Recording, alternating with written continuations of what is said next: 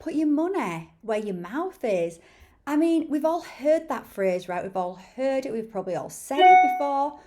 But where even did that phrase come from? And what does it actually mean? Because I am bringing it here into the light. I am putting a spotlight on it. I am illuminating it with the source that I have been connecting to as I've been on my healing journey, clearing out all of the subconscious programs that's been programmed into my energy field without me even being aware of it. So I've been really observing that for a long time, observing those subconscious programs and then putting them into the light and really looking, what do they really mean and what are they really doing to humanity? Because all subconscious programs are implanted subliminally, which is what has happened to us as children.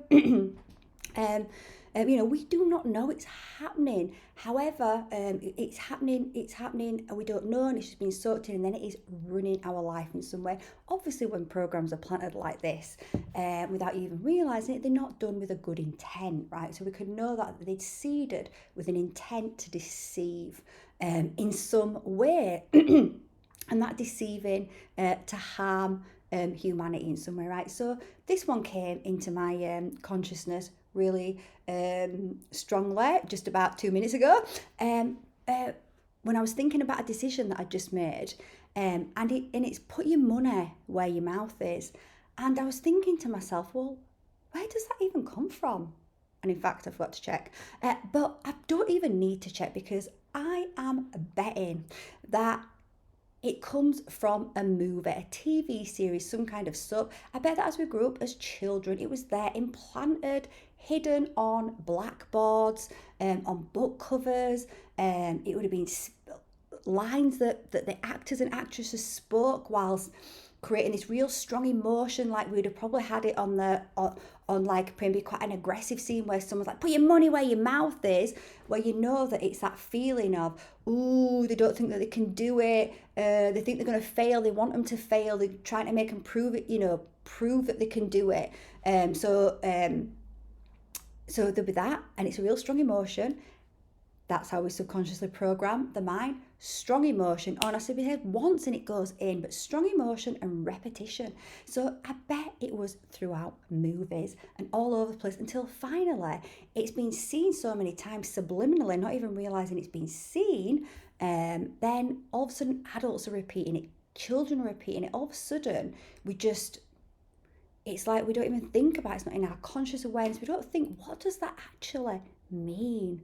And how does it actually impact our behaviour? Well, I can tell you because I've been observing this, and perhaps this is not the only way, but so recently, I have been, I worked 22 years in finance. I got impulse to move into hypnotherapy, and I've been on this huge journey of reconnection, doing a massive healing journey, reconnecting back to the true soul self to get onto my destined path, which is to help people to really do the healing work, clear out the template of all the subconscious programs, all the lies that are in our energetic systems that make us behave in a certain way, and we don't even realize it is driving our behavior, that it is doing something negative to us. Because anything that is implanted without you even knowing about it consciously, well, it isn't done with a good intent. We can know that much. These are black magic spells.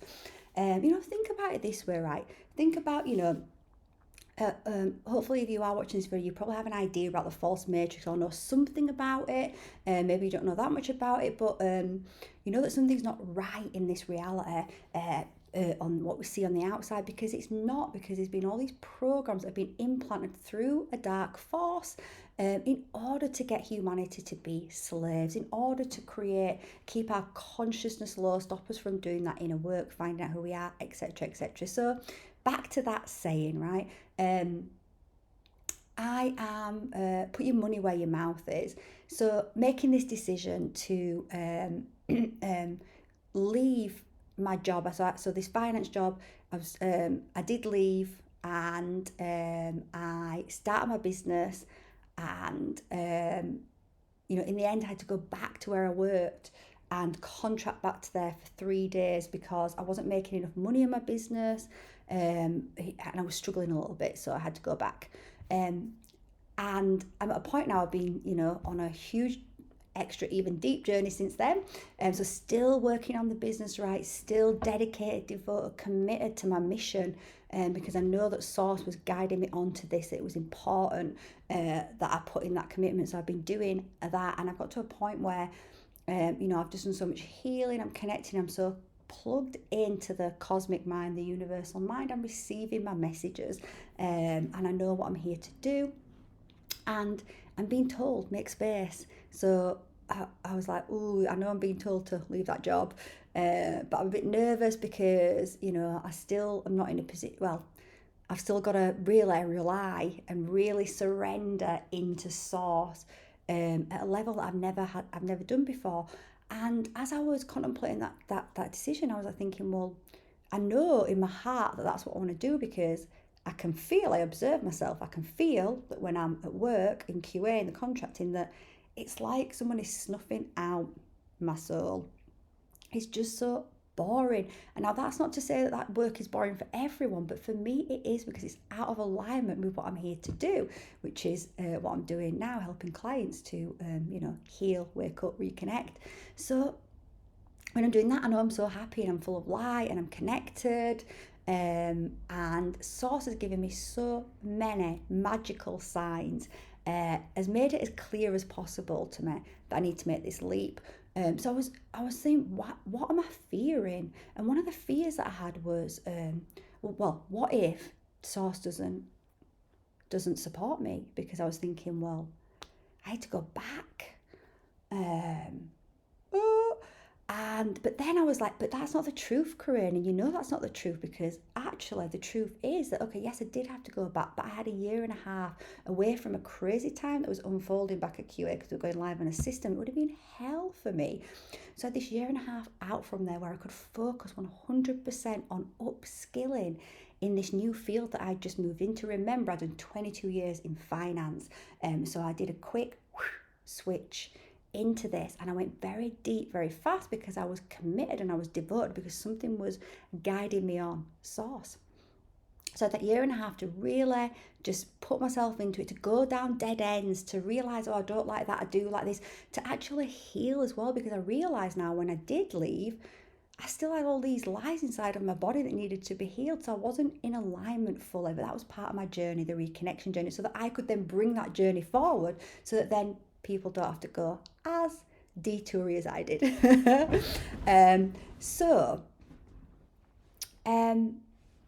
I realised that actually Source did support me because I got that, and when I went back to QA, back to the company that I was working at, I did less days. I got paid more for like half the amount of work. So Source did support me and it was a win-win, and that's allowed me then just to really go even deeper on my healing. It's given me that stability. I'd already built some good foundations in my business. It gave me that good stability so that I could really just go even deeper on my healing so that I could bring forward the best program possible. And that has happened when I am as healed as possible, right? The more healed I am, the more light I can hold. Basically, I can hold more light. I've been building this capacity in my body through dedication to meditation, 2 to 4 hours a day. I love it. But I wasn't always like that.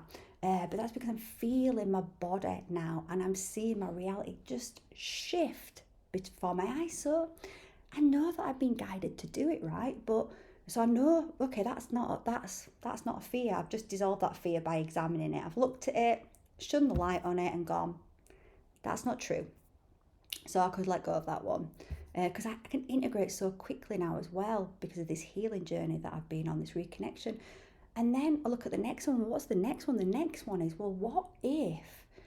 What will people say? What will they think if I have to go back? If I get to a situation where I've got to go back again, because that's what happened to me last time, right? Even though tick, tick, tick, win, win, win, I went up a timeline, right? It was a success. So even if externally some people might think it didn't look like a success, I know that's not the truth. I know it was a success and it's put me onto that next timeline. I know I'm literally just walking. I know I've just shifted into another one. That's why I'm just a little bit, ooh. So I was like, so why do I fear that other people will judge me? Why do I fear that I've got something to prove to other people. And that saying came into my mind, put your money where your mouth is. And it's taken me back to those sayings that had been inbuilt into us where we believe that is what people think about us. And because it's subconsciously programmed, behind it is what does it really mean? Put your money where your mouth is. It's basically it's like someone saying to you, well, you can't do this. Who do you think that you are?